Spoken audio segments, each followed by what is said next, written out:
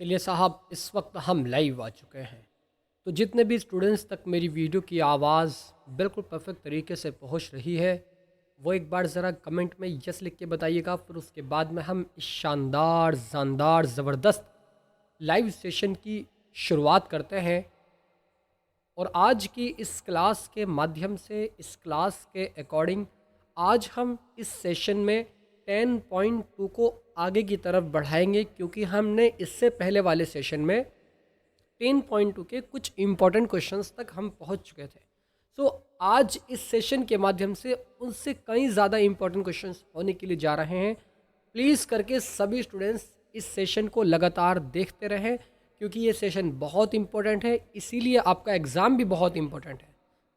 जिस तरीके से सेशन इम्पोर्टेंट है, अगर आप लगातार सेशन को अटेंड करते हुए चल रहे हैं तो इसका मतलब ये बनता है कि आप अपनी एग्ज़ाम की तैयारी बहुत अच्छे तरीके से कर रहे हैं, है ना। सिया, देवंश, आतिका, हरियम, सुमित, इन सभी का, सूरज, इन सभी का वेलकम करता हूं मैं इंडिया के largest learning educational platform Unacademy पर। आप सभी कैसे हैं, एक बार ज़रा फटाफट अंदाज में कमेंट करके बताइएगा। फिर उसके बाद में हम इस शानदार शानदार ज़बरदस्त सेशन की शुरुआत करेंगे। जल्दी से भाई, आप सभी की कमेंट फटाफट अंदाज में आनी चाहिए, क्योंकि टाइम कम है और चीज़ें ज़्यादा पढ़नी हैं। अलीशा, वेलकम आपका इस सेशन में। भाई सभी स्टूडेंट्स आ जाइएगा भाई फटाफट अंदाज में। सर्किल का चैप्टर जैसे कि आपको मालूम है कि हम स्टार्ट कर चुके हैं। हमने टेंजेंट पढ़ा है, हमने सेकंड पढ़ा है, और हमने ये सारी थ्योरम्स बहुत आसानी तरीके से पढ़ ली हैं। और अब हम उसी थ्योरम के अकॉर्डिंग इन क्वेश्चन को सॉल्व करेंगे। ज़रा सभी students, good evening all of you, good evening. मैं बहुत अच्छा हूँ सुमित, बहुत ही बढ़िया भाई, ज़बरदस्त। तो आइए दोस्तों, इस सेशन की हम शुरुआत करते हैं, और इस सेशन की शुरुआत बहुत ज़बरदस्त लाइन से करते हैं कि चलता रहूँगा पथ पर चलने में माहिर बन जाऊँगा, चलता रहूँगा रास्ते पर चलने में माहिर बन जाऊँगा, या तो मंजिल मिल जाएगी या एक अच्छा मुसाफिर बन जाऊँगा। या तो मंजिल मिल जाएगी या एक अच्छा मुसाफिर बन जाऊँगा। दोनों चीज़ों में से एक चीज़ तो ज़रूर मिलने वाली आपको है ना, अगर आप लगातार अपने कदमों को जमा लेते हैं। तो आइए दोस्तों, इन्हीं शानदार लाइनों के माध्यम से इस सेशन की शुरुआत हम कर रहे हैं। और जैसे कि 7 क्वेश्चंस तक बिल्कुल सही तरीके से कवर हो चुका था, 8वां क्वेश्चन आपके स्क्रीन पर विजिबल है, ज़रा देखेंगे आप सभी स्टूडेंट प्लीज़ करके। एक quadrilateral A B C D, quadrilateral बोलते हैं चतुर्भुज को, इस बात को आप याद रखेंगे। A B C D is drawn to circum circum circumscribe a circle, see figure 10.12। आप इस वाले फिगर में देख सकते हैं। प्रूफ दैट, क्या प्रूफ करना है कि A B plus C D बराबर है A D plus B C के। एज दैट, वेरी सिंपल दोस्तों, बहुत आसान तरीके से हम स्टेप बाय स्टेप इस क्वेश्चन को सॉल्व करेंगे। Hariyam, good evening good evening good evening, कैसे हैं हरियम, जरा एक बार कमेंट करके बताइए कैसे करेंगे सॉल्व। जैसे कि हम एक थ्योरम पढ़ चुके हैं, मैं इसको दोबारा से यहां पर लिख देता हूं। पिरमे क्या बोलती हैं, पिरमे टू क्या बोलती हैं, ये थ्योरम ये बोलती है कि अगर किसी बाहर वाले पॉइंट से किसी भी सर्कल पर, किसी भी सर्कल पर अगर उसके वहां से उस बाहर वाले पॉइंट से स्पर्श टेंजेंट लाइन को ड्रॉ किया जाए, तो वो दोनों टेंजेंट लाइनें आपस में इक्वल होती हैं। 10.2 थ्योरम ये बोलती है हमसे। तो इसको मैं यहां पर लिखने की कोशिश करता हूं, फिर मैं 10.2, ठीक है। बाह्य बिंदु से वृत्त पर खींची गई स्पर्श रेखा,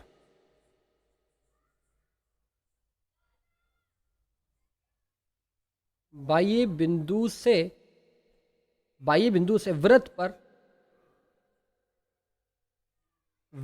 पर खींची गई स्पर्श रेखा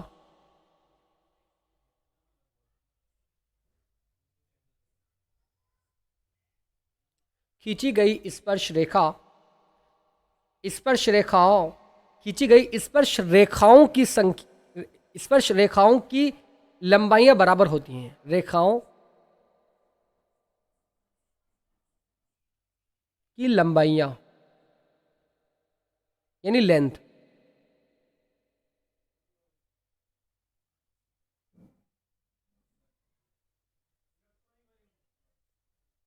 बराबर होती है। यू नो, जरा सभी स्टूडेंट्स यस लिख के बताओ भाई। नितिन, हरियम, अंशिका, सुमित और अलीशा, सभी स्टूडेंट्स फटाफट अंदाज में बताओ भाई। प्रिया, वेलकम आपका इस सेशन में। भाई इतनी बात सभी स्टूडेंट्स जानते हैं, क्या जानते हैं कि सर जब हम किसी भी सर्किल पर किसी बाहर से पॉइंट, किसी बाहर वाले पॉइंट से अगर हम दो टेंजेंट लाइन बनाते हैं तो ये दोनों टेंजेंट लाइन, ये दोनों स्पर्श रेखा एक दूसरे के इक्वल होती है, बराबर होती है। 10.2 थ्योरम हमसे कहती है। वेरी सिंपल दोस्त। अब क्या करेंगे, एपी और एएस, आप यहाँ पर देख सकते हैं क्या कि एपी और एएस किसी बाहर वाले पॉइंट से दो क्या है, टेंजेंट लाइन है। तो मैं यहां पर लिख सकता हूं एपी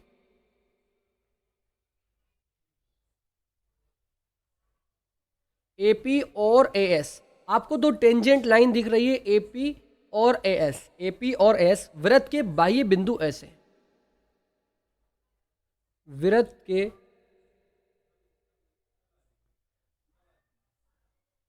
बाह्य बिंदु ए से, बाह्य बिंदु ए से खींची गई दो स्पर्श रेखाएं हैं, खींची गई दो स्पर्श रेखाएं हैं। स्पर्श रेखाएं टेंजेंट लाइन है। प्लीज करके इंग्लिश वाले लिख लेंगे आराम से। क्या है, दो स्पर्श रेखाएं हैं, दो स्पर्श रेखाएं हैं, ठीक है।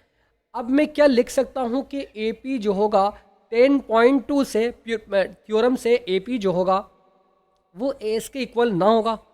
एपी जो होगा वो एएस के बराबर होगा, इक्वल होगा। इक्वेशन फर्स्ट इसको आप मान सकते हैं। You know, very good students, as that very simple. अब आप यहाँ पर देखेंगे कि बाहर वाले बिंदु पॉइंट पी से, आप बी पॉइंट से देखिएगा, इस बी पॉइंट से इस वृत्त पर, इस सर्कल पर अगर दो टेंजेंट लाइन आपको दिख रही हो तो ज़रा सभी स्टूडेंट्स यस लिख के बताओ। एक तो बीपी और एक बीक्यू, बीपी और बीक्यू। तो हम लिख सकते हैं क्या कि बीपी और बीक्यू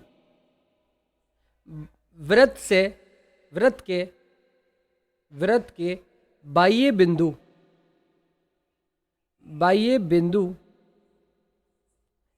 बिंदु बी से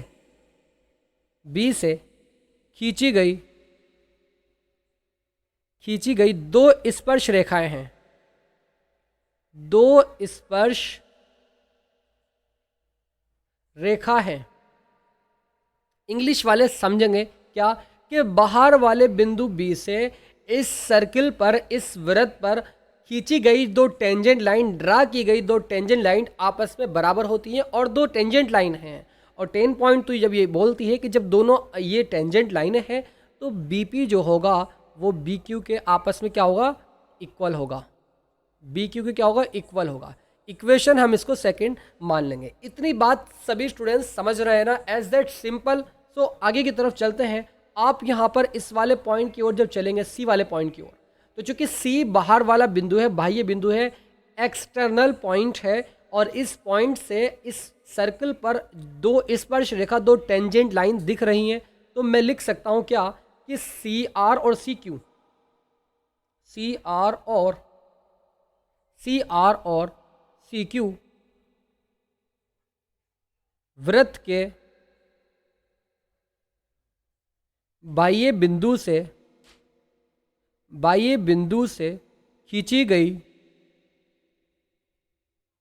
दो स्पर्श रेखाएं हैं, दो टेंजेंट लाइन हैं, दो स्पर्श रेखाएं हैं। तो आप क्या लिख नहीं सकते क्या कि सी आर जो होगा वो सी क्यू के इक्वल होगा, थ्योरम 2 से, 10.2 से। तो इस तरीके से इक्वेशन थर्ड आपकी यहाँ पर आ जाएगी, सच दैट आप इस वाले डी पॉइंट पर जाइएगा। आप लिख सकते हैं बारी बारी से इन सारे पॉइंटों को, पहले तो आप ए पॉइंट को, फिर बी पॉइंट को, फिर सी पॉइंट को, फिर डी पॉइंट को आप लिखने के लिए इसी तरीके से लिखेंगे, है ना। As that simple, D S और डी आर वृत्त के बाह्य बिंदु से, वृत्त के, ये सारी बातें आपको जरूर लिखनी पड़ेगी दोस्तों। अगर आपने नहीं लिखा इन चीज़ों को, डेफिनेटली आपके नंबर माइनस हो जाएंगे, कट जाएंगे। इसीलिए सभी स्टूडेंट्स यस लिखेंगे। जरा यस लिख के बताओ फटाफट अंदाज में। डीएस और डी आर वृत्त के बाह्य बिंदु बाह्य बिंदु डी से बाह्य बिंदु डी से बाह्य बिंदु सी से बाह्य बिंदु डी से खींची गई दो स्पर्श रेखाएं हैं। दो स्पर्श रेखाएं, तो आप यहां पर लिख सकते हैं क्या कि डी एस जो होगा वो डी आर के क्या होगा, इक्वल होगा। डी एस जो होगा वो डी आर के क्या होगा, इक्वल होगा। जरा ध्यान से समझेंगे सभी स्टूडेंट, मैं इन सभी इक्वेशन को अगले वाली स्लाइड पे ऐड कर रहा हूं। क्या A P is equals to A S, A P जो है वो ए एस के क्या है, इक्वल है। इक्वेशन फर्स्ट ही है हमारी, ठीक है। सेकेंड इक्वेशन क्या है, बीपी जो है वो बी क्यू के इक्वल है। बीपी बी क्यू, बीपी जो है वो बी क्यू के इक्वल है। इक्वेशन सेकेंड है। इक्वेशन थर्ड क्या है भाई, इक्वेशन थर्ड हमारी सी आर और सी क्यू है। सी आर जो है वो सी क्यू के इक्वल है। C R is equals to C Q. Equation third हमारी यहाँ पर ये आ जाएगी। वेरी गुड स्टूडेंट्स, बहुत ही बढ़िया। So D S is equals to D R, D S is equals to D R, D S is equals to D R. आप सच बताओ सभी स्टूडेंट्स को समझ आई बात या नहीं।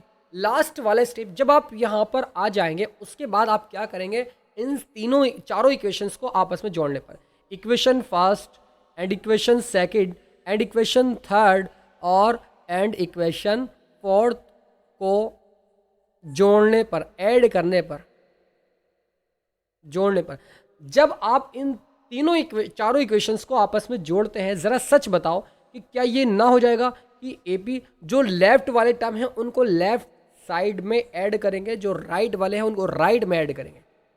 तो एपी जो होगा, एपी प्लस के बीपी प्लस के सीआर प्लस के डीएस, इस तरीके से एपी प्लस के बीपी और प्लस के सीआर और प्लस के डीएस इजिकल्स टू, जो राइट वाले हैं AS plus B Q plus C Q. तो इस तरीके से आपका ये ए एस प्लस के बी क्यू और बी क्यू प्लस के सी क्यू प्लस के सी क्यू और प्लस के डी आर प्लस के डी आर, ये आपका सभी students yes and no clear हुआ या नहीं। ज़रा सभी स्टूडेंट्स फटाफट अंदाज में कमेंट करके बताओ, इतनी बात क्लियर है।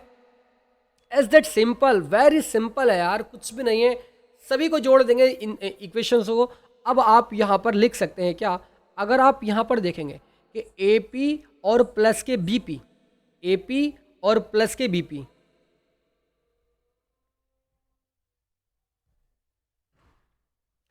आप सभी स्टूडेंट्स जरा ध्यान से देखेंगे ए पी प्लस के बी पी, ए पी और प्लस के पी बी।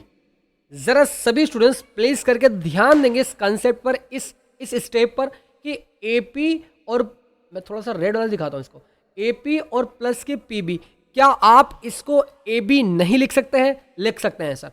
सो मैं यहाँ पर क्या करूँगा कि एपी प्लस पीबी को ए बी लिख रहा हूँ। क्या लिख रहा हूँ भाई? एपी प्लस के पीबी, इसको ए बी लिख रहा हूँ। तो क्या कोई दिक्कत वाली बात हो जाएगी? नहीं होगी सर। आप इसको इजीली ए बी लिख सकते हैं। जमा जमा सी आर प्लस के डी एस, सी आर और डी एस। सी आर कहाँ पर है भाई? सी आर कहाँ है भाई? ये रहा सी आर। सी आर और plus K R D, C R plus के डी आर या आर डी, बात एक ही है। तो इसको सी डी लिख सकता हूँ, यस एंड नो लिख सकता हूँ सर। तो अगले वाले स्टेप में हम लिखेंगे क्या? C D. क्या लिखेंगे? C D. सी डी किसकी जगह? इन दोनों की जगह। Yes and no? Yes sir. अगले वाले स्टेप में अगर देखेंगे आप, ए एस और प्लस के C Q, A S plus के सी क्यू, ए एस और प्लस के सी क्यू, नहीं भाई, ए एस और बी क्यू, ए एस और बी क्यू, बी क्यू, ठीक है। सो ए एस और डी आर, ए एस और डी आर, ए एस और एस डी, ए एस और S D, B Q, D S, ठीक है। हाँ, एक काम कीजिएगा आप यहाँ पर इस डी एस को ना, ओहो डी आर है या डी एस है? डी आर कैसे आ गया भाई, डी आर कैसे आ गया?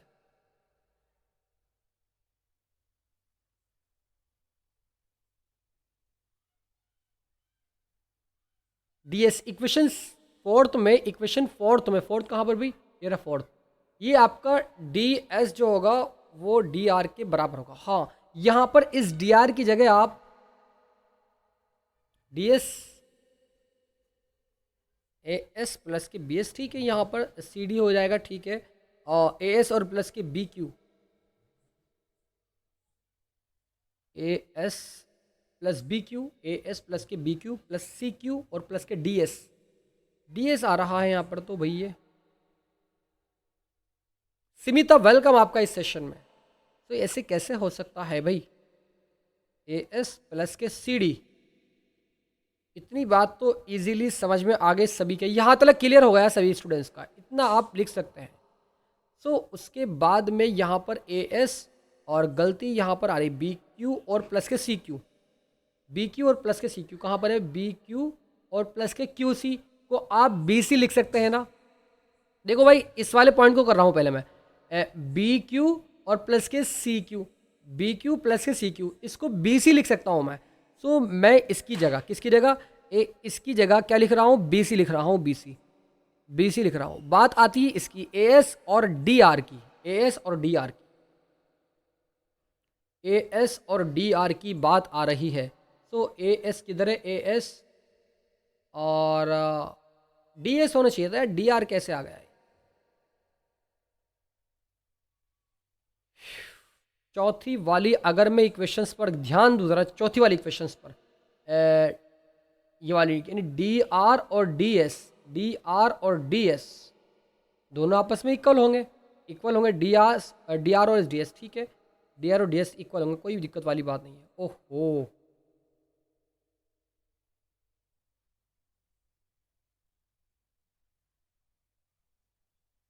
ए बी और सी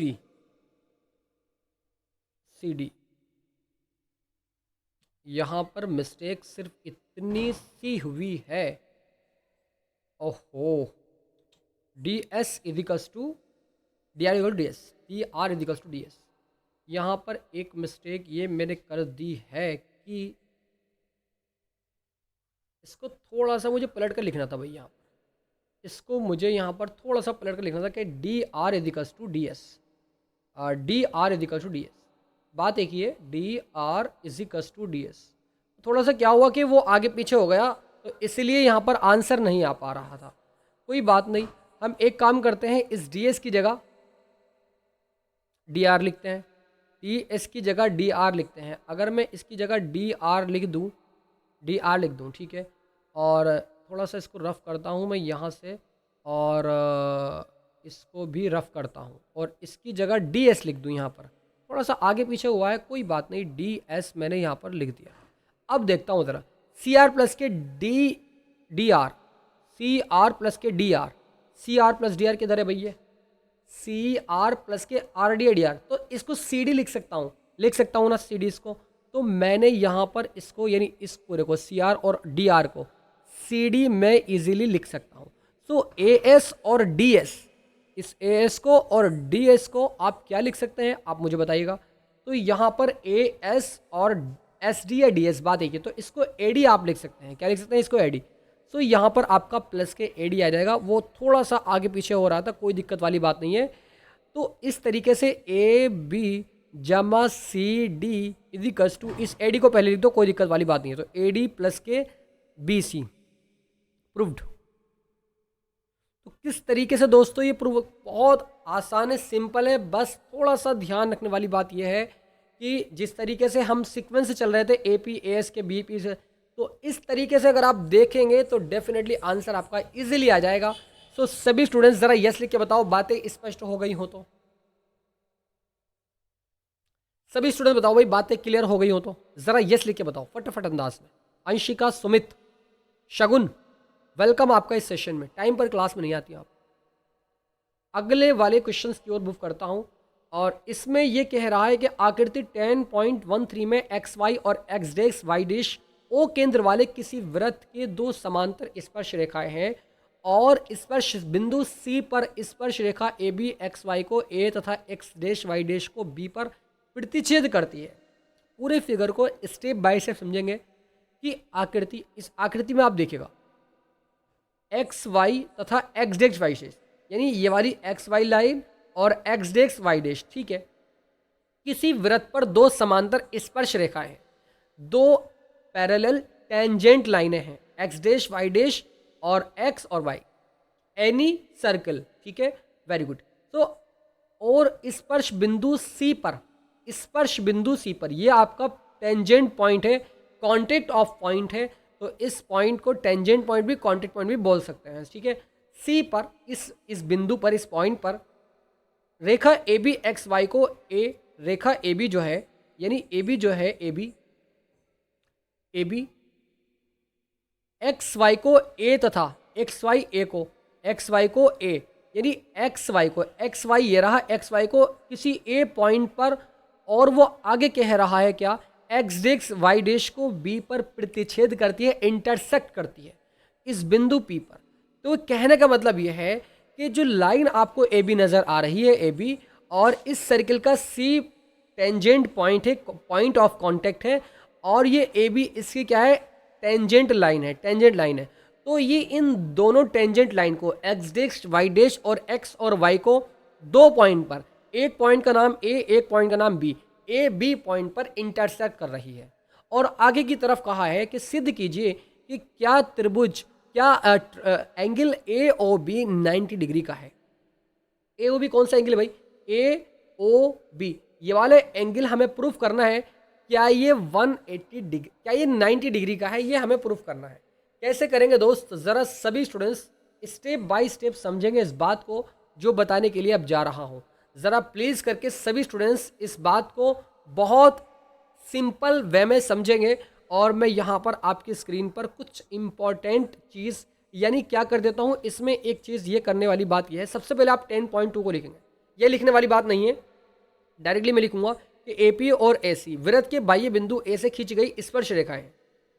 आप यहाँ पर देखो कि एपी और एसी, ज़रा जैसे इससे पहले वाले क्वेश्चंस में हमने किया था कि बाहर वाले पॉइंट से, यानी एक्सटर्नल पॉइंट ए से एपी और एसी दो टेंजेंट लाइन है इस वृत्त पर 8 सर्कल, ठीक है।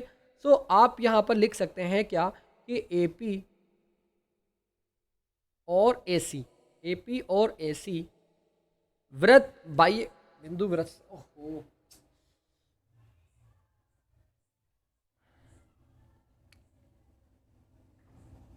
बाह्य बिंदु ए से वृत्त पर यानी सर्कल पर खींची गई स्पर्श रेखाएं हैं, खींची गई स्पर्श रेखा है। ये बात क्लियर, बिल्कुल सर क्लियर हो गई है। तो क्या मैं लिख सकता हूं कि एपी जो है वो एसी के इक्वल है? क्या मैं लिख सकता हूं कि जो एपी है आपके ये वाली लाइन, ये इस लाइन के इक्वल है? हाँ सर, लिख सकते हैं हम, ये लाइन जो है ये इसके बराबर है। Very good students. अब आगे की तरफ आप देखेंगे ये वाला बी पॉइंट जो एक्सटर्नल पॉइंट है, बी पॉइंट, इस बी पॉइंट से भी दो टेंजेंट लाइन बन रही है। कौन सी? हम लिखेंगे यहाँ पर, क्या लिखेंगे, बी क्यू और बी सी, बी क्यू और बी सी बाह्य पॉइंट यानी एक्सटर्नल पॉइंट बी से वृत्त पर खींची गई दो स्पर्श रेखाएं हैं, दो स्पर्श रेखाएं। तो हम लिख सकते हैं क्या, B Q is equals to B C. इतनी बात लिख करके आप यहाँ पर इसको छोड़ दें। अब दो इक्वेशंस आपकी आ चुकी हैं, इक्वेशन फर्स्ट और इक्वेशन सेकंड। आगे की तरफ अगर आप यहाँ पर देखेंगे, क्या एक आपको यहाँ पर क्या करना पड़ेगा, अगर आप यहाँ से इस पॉइंट से इस पॉइंट पर यानी पॉइंट ऑफ कांटेक्ट पर परपेंडिकुलर डाल देंगे, ड्रॉ कर देंगे, तो चूंकि आप जानते हैं कि जब हम इस पे परपेंडिकुलर ड्रॉ करते हैं तो ये एंगल जो होता है ये 90 डिग्री का एंगल होता है। इस बात को तो सभी स्टूडेंट्स जानते हैं, बहुत ही बढ़िया। ये वाला एंगल भी 90 डिग्री हो जाएगा। तो अब हम लिखेंगे यहाँ पर क्या, दूसरे वाले पेन से लिखने की कोशिश करता हूँ कि ट्राइंगल ए पी ओ और सच दैट, आप जैसे मैं लिख रहा हूँ ना ऐसे ही अपने एग्जाम में करेंगे। ए पी ओ और ए सी ओ, ट्राइंगल ए सी ओ में आप इन दोनों त्रिभुज को देखेंगे। कौन कौन से, A P O, A P O, A P O, और दूसरा एंगल क्या है, ए सी ओ, ए सी ओ। तो यहाँ पर आपको एक एक सर्वांग सम दिख रहा है। इसको क्या बोलते हैं इंग्लिश में, कॉन्ग्रेंट, कॉन्ग्रेंट बोलते हैं। ये कॉन्ग्रेंट ट्राइंगल आपको नज़र आ रहे हैं। तो इसको किस तरीके से प्रूव करेंगे ये कॉन्ग्रेंट है, बहुत आसान तरीका है। आप यहाँ पर लिखेंगे क्या कि AP जो है, AP जो है यानी ये AP जो है वो AC के क्या है, इक्वल है। तो AP is equals to AC। Very good students. दूसरा पॉइंट क्या लिखेंगे कि PO जो है, PO जो है, PO और CO, PO जो है और ये बराबर है CO के। और आप रीजन भी लिख देंगे। आप यहां से लिख सकते हैं क्या, समीकरण, इक्वेशन फर्स्ट से, इक्वेशन फर्स्ट से पहले जो आपने लिखा AP जो AC के बराबर है, ठीक है। अब PO जो है वो CO के इक्वल है, किससे, क्योंकि ये एक ही वृत्त की त्रिज्या है। आप लिखेंगे कि एक ही वृत्त की रेडियस है, त्रिज्या है, ये वृत्त एक ही है। आप मुझे बताओ कि ये भी रेडियस है और ये भी रेडियस है, तो एक ही वृत्त की रेडियस है, ठीक है। PO इक्वल्स टू CO, इतनी बात लिख देंगे। अब ये भी साइड है और ये भी साइड है, इस तरीके से ये भी लिखेंगे आप S मतलब साइड साइड। और तीसरी साइड क्या है, OA जो आपको नज़र आ रहा है, OA वो APO में भी है, वो OCA में भी है। दोनों लाइनें OA और OA इज इक्वल्स टू लिखेंगे आप, AO is equals to AO। तो आप लिखेंगे उभयनिष्ठ रेखा, उभयनिष्ठ लिखेंगे, उभयनिष्ठ, या आप कॉमन लाइन भी इसको लिख सकते हैं, उभयनिष्ठ, उभयनिष्ठ, उभयनिष्ठ, ठीक है। या आप लिख सकते हैं कॉमन इंग्लिश वाले, ठीक है। कोई दिक्कत वाली बात किसी को भी यहाँ पर नहीं होनी चाहिए। इतनी बात भी सभी स्टूडेंट्स आप लिख सकते हैं, वेरी इजी है, कुछ भी नहीं है दोस्तों। इन क्वेश्चन में आसान तरीके से ये कॉन्ग्रेंट प्रूव हो जाएंगे यहाँ पर, कॉन्ग्रेंट। अब आप यहाँ पर लिख सकते हैं क्या, यहाँ पर लास्ट में आप लिख सकते हैं कि त्रिभुज APO सर्वांगसम होंगे, कॉन्ग्रेंट होंगे। इस तरीके से कॉन्ग्रेंट का निशान आता है किसके, त्रिभुज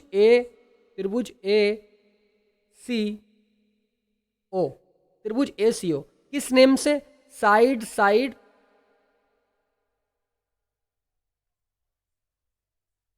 साइड साइड साइड, नेम द्वारा,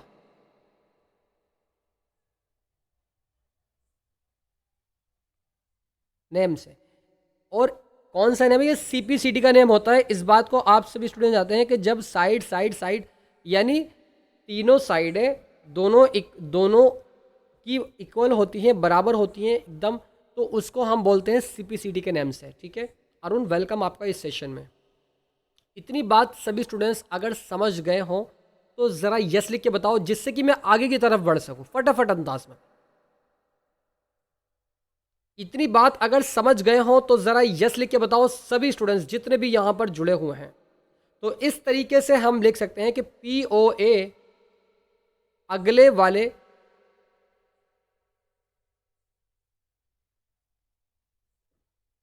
इधर साइड में हम लिख सकते हैं, एक स्लाइड को ऐड करते हैं और हम लिख सकते हैं कि एंगल POA इक्वल होगा, एंगल POA इक्वल होगा एंगल COA के। सर कौन कौन से एंगल है, ज़रा एक दफ़े दिखा दीजिएगा आप।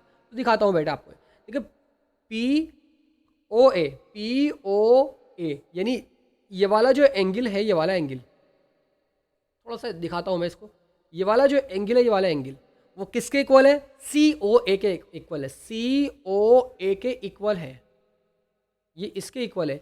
ये बात हमने प्रूफ की है और इस बात को प्रूफ करने के लिए हमने ये सारी चीज़ें लिखी हैं और आप भी लिख सकते हैं इजी तरीके से। तो आगे की तरफ बढ़ते हैं फटाफट अंदाज में। अब आप लिखेंगे बी क्यू ओ में, बी क्यू ओ, एक स्लाइड को ऐड करा हमने यहाँ पर, ट्राइंगल बी क्यू ओ और बी क्यू ओ और बी सी ओ में, त्रिभुज बी सी ओ में आपको दिखा देता हूं बी क्यू ओ और B C O, B Q ओ और बी सी ओ, ये दोनों क्या है आपस में, इनको हमें ये भी प्रूफ करना है, ये भी कॉन्ग्रुएंट है, ये भी कॉन्ग्रुएंट है, ये हमें प्रूफ करना है। तो प्रूफ किस तरीके से करेंगे, सच दैट जैसे ये किया है वैसे ही इसको भी करेंगे। आप लिख सकते हैं क्या कि बी क्यू बी सी के इक्वल है ना। आप लिख सकते हैं कि बी क्यू जो है वो बी सी के इक्वल है, B Q is equals to B C के इक्वल है। ये क्या है, साइड है, इस तरीके से आप साइड का इस तरीके से बना देंगे और समीकरण 2 से लिख देंगे, इक्वेशन सेकंड से, इक्वेशन सेकंड से। रीजन आप दे देंगे यहाँ पर, ठीक है, कि क्यों बराबर है इक्वेशन सेकंड से ये इक्वल है, ठीक है। अब इक्वेशन सेकंड में हम पहले ही रीजन दे चुके हैं क्योंकि 10.2 थ्योरम से, ठीक है। अब यहाँ पर ये भी साइड आपकी हो जाएगी, कौन सी सर, जरा दिखाइएगा। क्यू ओ जो है वो सी ओ के, क्यू कहाँ है सर, क्यू ये रहा, क्यू ओ जो है वो सी ओ के इक्वल है। क्यों सर, रीजन दे देंगे क्योंकि ये एक ही वृत्त की त्रिज्याएं हैं, क्यू ओ और सी ओ, क्यू ओ और बराबर होगा वो सी ओ के, एक ही वृत्त की त्रिज्याएं हैं।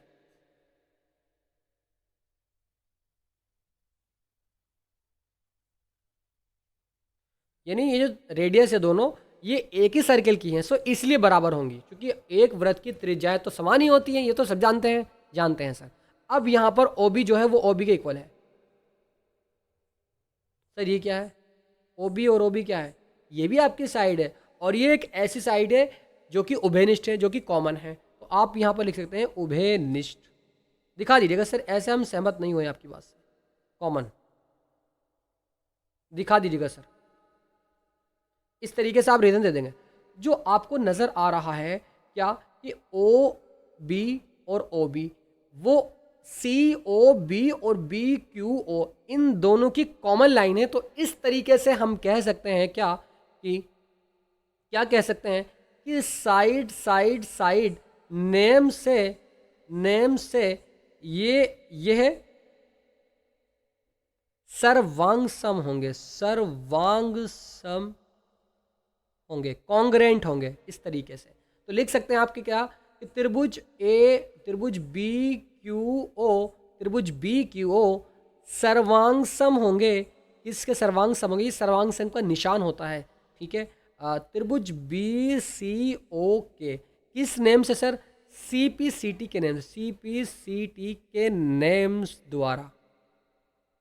इतना लिख देंगे तो काम बन जाएगा। और इस तरीके से हमने ये दो चीज़ कर चुके हैं, यानी दो, पहले वाले को हमने प्रूफ किया इस तरीके से कॉन्ग्रुएंट है, उसके बाद वो दूसरा किया, यानी यहाँ पर 4 ट्रायंगलों को हमने आपस में क्या किया, सॉल्व किया। पहले इन दोनों को, फिर इन दोनों को। अब यहाँ से क्या बात नज़र आती है कि ये वाला जो एंगल होगा, यानी सी ओ बी जो होगा वो बी ओ क्यू के इक्वल होगा सर, क्योंकि ये कॉन्ग्रुएंट है। और कॉन्ग्रुएंट वाले जो जब ये सर्वांग सम होते हैं तो उनके एंगल भी, उनके कोण भी क्या होते हैं, इक्वल होते हैं, बराबर होते हैं। तो इस तरीके से आप यहाँ पर लिख सकते हैं क्या कि एंगल पी ओ ए, एंगल पी ओ ए, एंगल पी ओ ए बराबर होगा एंगल सी ओ ए के। एंगल कौन सा एंगल है भाई, ये वाला एंगल है ना, तो इस वाले angle Q O B, Q O B. तो इस तरीके से angle Q O B, angle Q O B equal होगा किसके, एंगल सी ओ बी के, एंगल सी ओ बी के, इसके इक्वल होगा। इसको आप फोर्थ इक्वेशंस मान लीजिएगा। थर्ड इक्वेशंस क्या थी, थर्ड इक्वेशन इससे पहले हमने यहाँ पर ये सिद्ध किया था, तो इसको हमने थर्ड इक्वेशन मान लिया इस तरीके से। थर्ड और फोर्थ दोनों इक्वेशंस आ गई। अब आप यहाँ पर लिख सकते हैं क्या, एक्स वाई तथा X dash Y dash O केंद्र वाले किसी वृत्त पर दो समांतर स्पर्श रेखाएं हैं, पी क्यू वृत्त का व्यास है। तो अब यहाँ पर कुछ इंपॉर्टेंट बातें लिखनी है, तो मैं ज़रा लिखता हूँ उस बातों को भी कि एक्स वाई, या आप लिख लेंगे इस बात को, एक्स वाई तथा एक्स डैश वाई डैश, देखो मैं इसको फिगर के माध्यम से समझाता हूँ कि एक्स वाई और X dash Y dash O वृत्त वाले किसी वृत्त ओ केंद्र वाले यानी ओ केंद्र वाले किसी वृत्त पर दो समांतर स्पर्श रेखाएं हैं। ये बात शायद हमने आपको बताई थी कि जो आपको नजर आ रहा है एक्स वाई और एक्स डैश वाई डैश ये इस वृत्त की टेंजेंट लाइनें हैं। यस एंड नो आप लिख लेंगे इस बात को, ठीक है। लिखने के बाद पी क्यू वृत्त का व्यास है। आप लिख सकते हैं क्या कि पी क्यू, दूसरे वाले पेन से दिखाता हूं यहां पर, पी क्यू वृत्त का डायमीटर है, व्यास है, डायमीटर है। इस बात को लिखेंगे। अतः पी ओ क्यू एक सरल रेखा है। अतः पी ओ क्यू एक सरल रेखा है। एक क्या है? स्ट्रेट लाइन है, एक सरल रेखा है। कौन सी रेखा है सर? दिखा दीजिएगा। पी ओ क्यू, बातें समझ आ जाएंगी। P O Q, P O और क्यू, पी ओ क्यू एक स्ट्रेट लाइन है। ये बात आप समझ गए। कमल वेलकम आपका इस सेशन में, समझ गए सर। अब आगे की तरफ चलते हैं। अब क्या काम करते हैं, चूंकि हम यहां पर अगर देखें एंगल पी ओ ए, इन सभी एंगलों को, ये वाला एंगल और पी ओ ए को आप मुझे बताओ क्या लिख सकते हो? पी ओ ए प्लस के सी ओ ए प्लस के सी ओ बी, इन सभी एंगलों को आप जोड़ दीजिएगा। मैं थोड़ा सा इसको दिखाता हूँ यहाँ पर। एक तो आपका पी ओ ए है, पी ओ ए है, ठीक है। और एक आपका क्या है? पी सी ओ ए, सी ओ ए, यानी यहाँ से यहाँ तक और यहाँ से यहाँ तक, यहाँ तक। अब मुझे बताओ सभी स्टूडेंट्स, ज़रा यस लिख के बताना प्लीज़ करके। और मैं यहाँ पर ही इसको या अगले वाले पेज पे ही कर रहा हूँ और बातें समझ आ जाएंगी इजीली कि एंगल पी ओ ए, मैं देख करके थोड़ा लिख देता हूँ, पी ओ ए, बातें समझ आ जाएंगी। प्लस के angle C O A, plus के एंगल सी ओ ए, ठीक है, प्लस के angle C O B, plus के एंगल सी ओ बी और प्लस के angle Q O B is equals to 180 degree के बराबर है। कैसा सर? जरा बताइएगा। आप मुझे बताओ पी ओ ए और सी ओ ए। चलते हैं जरा फिगर पर। पी ओ ए और सी ओ ए, पी ओ ए यानी इस वाले एंगल की बात हो रही है, और उसके बाद में एंगल सी ओ ए, ठीक है। उसके बाद बात हो रही है सी ओ बी की, उसके बाद बात हो रही है बी ओ सी की। क्या ये पूरा एंगल 180 डिग्री का नहीं होता? जरा सभी स्टूडेंट्स यस लिख के बताओ फटाफट अंदाज में। क्या ये पूरा एंगल 180 डिग्री के इक्वल ना होता? क्योंकि सर हम जानते हैं, आपने बताया था कि अगर एक स्ट्रेट लाइन हो तो ये वाला एंगल जो होता है ये 180 डिग्री के इक्वल होता है। और अगर इसके दो टुकड़े कर दिए जाए तो एक 90 बन जाएगा, एक 90 बन जाएगा, तो पूरा क्या हो गया? पूरा 180 हो गया। तो इस तरीके से बातें हमने आपको स्पष्ट की है। अब आप लास्ट स्टेप इसका फॉलो करते हुए चलेंगे तो मैं क्या लिख सकता हूं इसको? आप मुझे बताओ कि एंगल सी ओ ए, एंगल सी ओ ए, सी ओ ए और एंगल ठीक है सी ओ बी, पी ओ ए और ये सब मिला दिया, सी ओ ए और सी ओ ए, ठीक है। हाँ, मैं इसकी जगह पी ओ ए, इस पी ओ ए की जगह क्या मैं लिख सकता हूँ एंगल सी ओ ए? चूंकि आपस में इक्वल है, लिख सकता हूँ सर। तो मैं यहाँ लिख रहा हूँ क्या कि एंगल सी ओ ए, ये एज इट इज लिख दूंगा, ये वाला एंगल सी ओ ए, ठीक है सर, बात समझ आ गई। प्लस के एंगल सी ओ बी, इस सी ओ बी की जगह इस क्यू ओ बी को लिख दूं क्या? लिख दीजिएगा सर। तो मैं इसको एंगल क्यू ओ बी और प्लस के इस क्यू ओ बी की, इसको एज इट इज लिखो आप, angle Q O B is equals to 180 degree. इतनी बात अगर समझ आ गई हो तो ज़रा लास्ट वाला स्टेप यहाँ पर बता देता हूँ कि एंगल सी ओ ए, एंगल सी ओ ए क्या हो जाएगा? 2 एंगल सी ओ ए हो जाएगा, सी ओ बी। या आप एक काम करो, यहाँ पर मिस्टेक ना हो, तो इसलिए यहाँ से भी आपका, चूंकि हमें क्या लेकर आना है उसके ऊपर चलते हैं हम। आप ना इसको सी ओ बी लिखो, एंगल सी ओ बी, और इस क्यू ओ बी की जगह सी ओ बी लिखो आप, इस क्यू ओ बी की जगह इस सी ओ बी को लिखो आप। तो एंगल सी ओ बी, तो कोई दिक्कत वाली बात नहीं होनी चाहिए आप सभी स्टूडेंट्स को। तो यहाँ पर सी ओ ए और सी ओ ए, तो तो ये आपका हो जाएगा 2 एंगल COA हो जाएगा, जमा COB तो प्लस के 2 angle COB is equals to 180 degree के बराबर।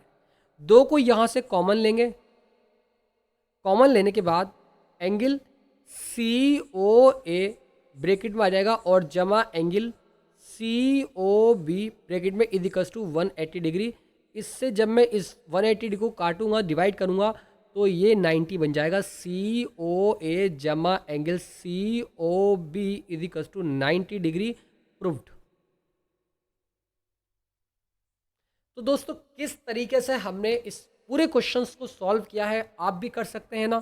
कर सकते हैं सर, क्योंकि स्टेप बाय स्टेप अगर चलेंगे डेफिनेटली बहुत इजी वे में समझ सकते हैं। एक बार और इसको और एक्सप्लेन कर देता हूँ, ज़रा ध्यान देंगे इस बात पर कि कहानी शुरू करनी है इस ए पॉइंट से। सबसे पहले इसके बारे में आप लिख सकते हैं कि एक्स वाई और एक्स एक्स वाई डैश इस सर्किल की टेंजेंट लाइन है, आप इस तरीके से लिख देंगे, ठीक है। लिखने के बाद इस AP को, AP और AC जो है क्या है, ये बाह्य बिंदु से खींची गई स्पर्श रेखाएं हैं जो कि दोनों आपस में इक्वल होती हैं 10.2 थ्योरम से। सच डेट इसको इस तरीके से लिख देंगे बराबर। लिखने के बाद आप इन दोनों को यानी APO को और ACO को, इन दोनों को कॉन्ग्रेंट प्रूव कर देंगे। उसके बाद में दूसरे वाले दो त्रिभुज दिख रहे हैं COB और BOQ, इन दोनों को कॉन्ग्रेंट प्रूव कर देंगे।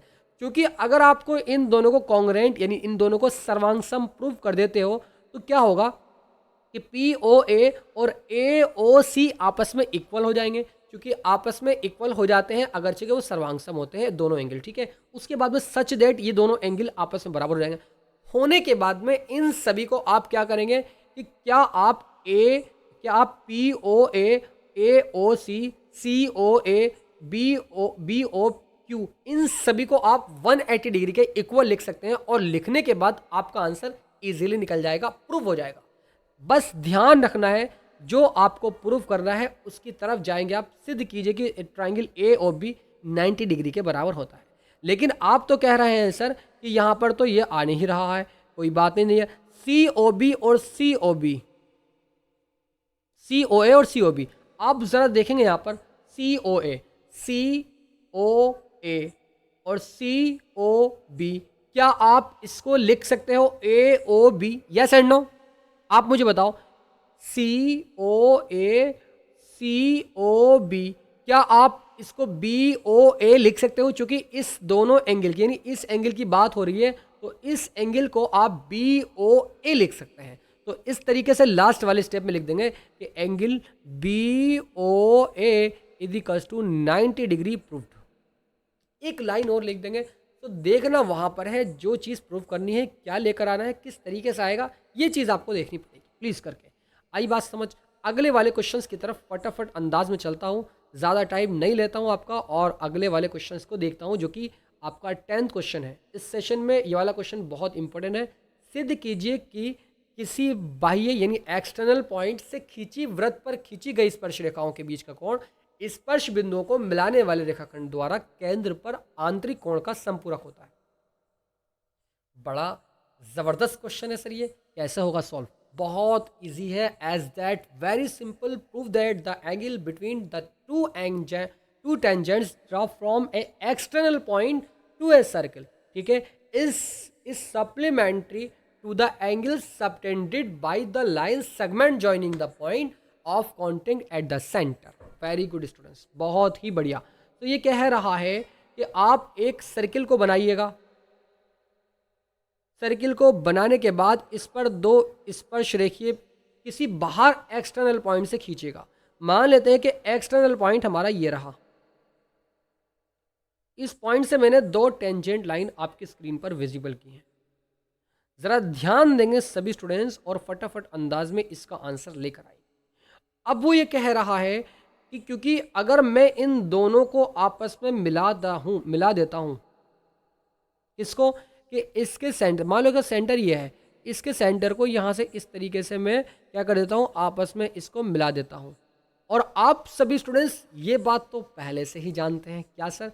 क्योंकि ये अगर हम किसी बाहर वाले पॉइंट से किसी एक्सटर्नल पॉइंट से अगर टेंजेंट लाइन, किसी वृत्त की टेंजेंट लाइन अगर ड्रॉ करते हैं और वो टेंजेंट लाइन को स्पर्श करती हो, तो वे दोनों आपस में इक्वल होती हैं, ये बात हमें इसमें बतानी है। तो वही कह रहा है कि आंतरिक कोण संपूरक होता है, ये हमें बताना है। बहुत आसान है, बहुत इजी है, एज दैट सिंपल। सो ये वाला एंगल आपको इस वाले को मान लेना है पी एंगल है ये, और इसको मान लेना है ये आपका ए पॉइंट है, और इस तरीके से इस वाले पॉइंट को आप बी मान लेना है, और ये पॉइंट को तो ओ कहते ही हैं, ठीक है। इस तरीके से ये वाला एंगल और ये वाला एंगल ये 90 डिग्री के होते हैं, ये बात आप सभी स्टूडेंट्स जानते हैं। थोड़ा सा इसके बारे में लिखेंगे क्या, आप यहाँ पर लिख सकते हैं क्या, माना कि केंद्र ओ वाला एक वृत्त है। जो आपने इसमें किया है कि माना कि ओ केंद्र वाला एक वृत्त है, ओ केंद्र वाला एक वृत्त है, ये रहा जी, जिसका सेंटर ओ है, ये एक सर्किल है, ठीक है। इस बात को हम लिख देंगे सर। पी बाह्य बिंदु है, पी जो है पी एक्सटर्नल पॉइंट है, बाह्य बिंदु है, ठीक है।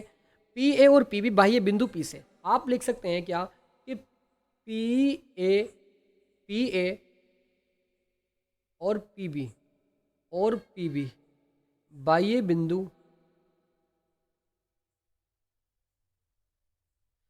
बिंदु पी से खींची गई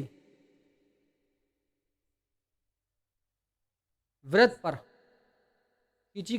पर दो स्पर्श रेखाएं, दो टेंजेंट लाइन है, दो स्पर्श रेखा है।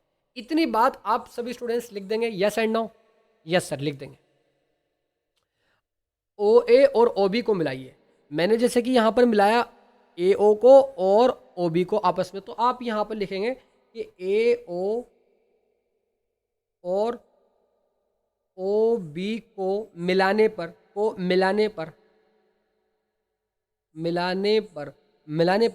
हमें सिद्ध क्या करना है, हमें प्रूव करना है, हमें सिद्ध करना है, हमें सिद्ध ये करना है कि एंगल P जमा angle O is equals to 180 degree का होता है। संपूरक कोण 180 डिग्री का होता है, यू नो। जरा यस लिख के बताओ,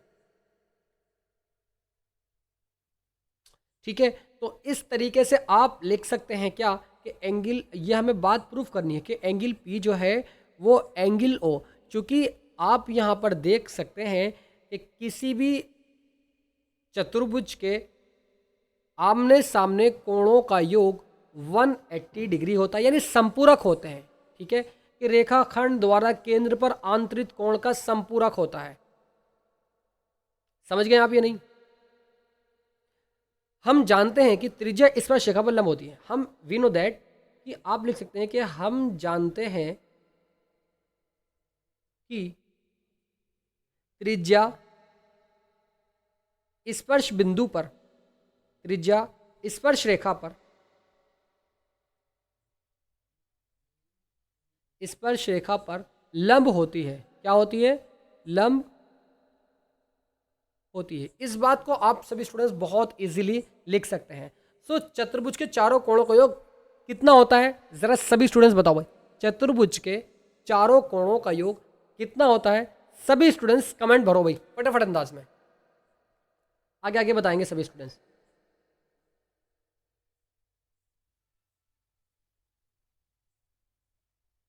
चतुर्भुज के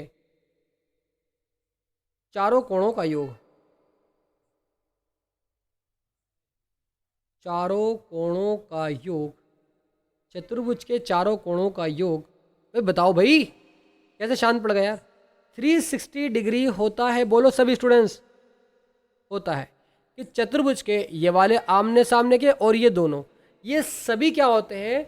ये होते हैं चतुर्भुज के चारों कोणों का योग 360 डिग्री के बराबर होता है। इतनी बात भी आप सभी स्टूडेंट्स, तो आप यहाँ पर लिख सकते हैं क्या कि ओ ए जो है वो लंब है भाई। ओ ए जो है वो लंब है किस पर? पी ए पर। किस पर? ए पी पर, ठीक है। और इस तरीके से आप लिख सकते हैं कि ओ बी जो है वो परपेंडिकुलर है ओ बी किस पर? पी बी पर। पी पर। इतनी बात लिखे कि एंगल ए जो है वो 90 डिग्री का है। आप देख सकते हैं कि एंगल ए जो है वो 90 डिग्री का है और ये वाला एंगल भी नहीं, क्योंकि जब किसी भी एक्सटर्नल पॉइंट से इस वृत्त पर खींची जाती है लाइन, रेखा खींची जाती है, तो ये त्रिज्या और ये रेखा से जो एंगल बनता है वो 90 डिग्री का होता है। You know angle A is equals to 90 degree. ठीक है, very good. So angle B is equals to, ये भी 90 डिग्री का होगा, जैसे ये ऐसी ही है। ठीक है, अब आप लिख सकते हैं क्या कि एंगल पी जमा एंगल बी जमा एंगल ओ जमा angle A is equals to 360 degree, क्योंकि चारों एंगलों का जो सम होता है वो 360 के इक्वल होता है। और अब हम जानते हैं कि एंगल ये जो है 90 का, यानी एंगल पी जमा एंगल बी, इसका मान कितना है 90 डिग्री है, जमा एंगल सी ओ कहाँ पर है भाई, एंगल ओ है ना, यो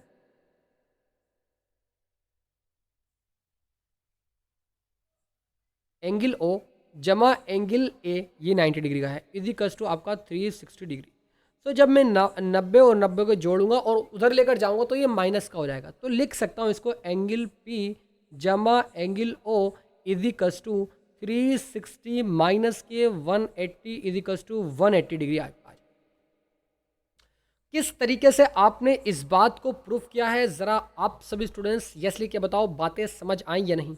वो यही तो कह रहा था कि ज़रा एक बार इसको यहाँ से पढ़ने की कोशिश करता हूँ कि वृत्त पर खींची गई स्पर्श रेखाओं के बीच, वृत्त पर खींची गई स्पर्श रेखाओं के बीच का कोण, यानी ये वाला एंगल की बात वो कर रहा है, इसके बीच का कोण, इन दोनों स्पर्श रेखाओं के बीच का कोण स्पर्श बिंदु को मिलाने वाली रेखाखंड, स्पर्श बिंदु को मिलाने वाली रेखाखंड को मिलाने वाले रेखाखंड द्वारा केंद्र पर आंतरिक कोण का संपूरक होता है। यानी इस वाले एंगल की बात वो ये कर रहा था, तो दोनों एंगलों का सम 180 डिग्री होता है, संपूरक का मतलब होता है 180 डिग्री। इस बात को सभी स्टूडेंट्स समझ गए हो तो जरा यस लिख के बताओ फटाफट अंदाज में, सभी स्टूडेंट्स फटाफट अंदाज में। अब जो क्वेश्चंस आपकी स्क्रीन पर विजिबल है, 11वां क्वेश्चन,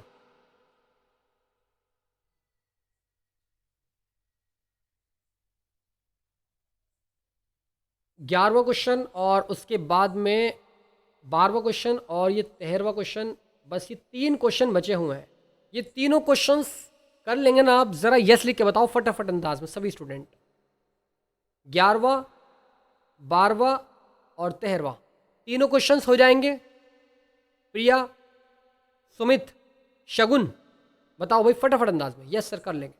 ये तीनों क्वेश्चंस अगर आप खुद से कर लेते हैं तो इसका मतलब आपने इस चैप्टर को बहुत शानदार तरीके से कवर कर लिया है। तो दोस्तों मैं इस सेशंस को यहीं पर एंड कर रहा हूँ। मिलूँगा फिर नेक्स्ट क्लास में जो कि आपकी 9 बजे है। उस 9 बजे वाली क्लास में भी ज़रूर आएगा, इंपॉर्टेंट क्वेश्चन होने जा रहे हैं। आज इसको सही तरीके से इस पूरे चैप्टर को ख़त्म करते हैं। ये तीनों क्वेश्चन आपके नाम जो अगले वाले सेशन में क्वेश्चन होंगे वो सारे मैं कराऊंगा, ये क्वेश्चंस कीजिएगा, बस ये आपका होमवर्क रहेगा। ठीक है, इस लाइव सेशन को यहीं पर एंड कर रहा हूँ। God bless you all of you, love you and take care.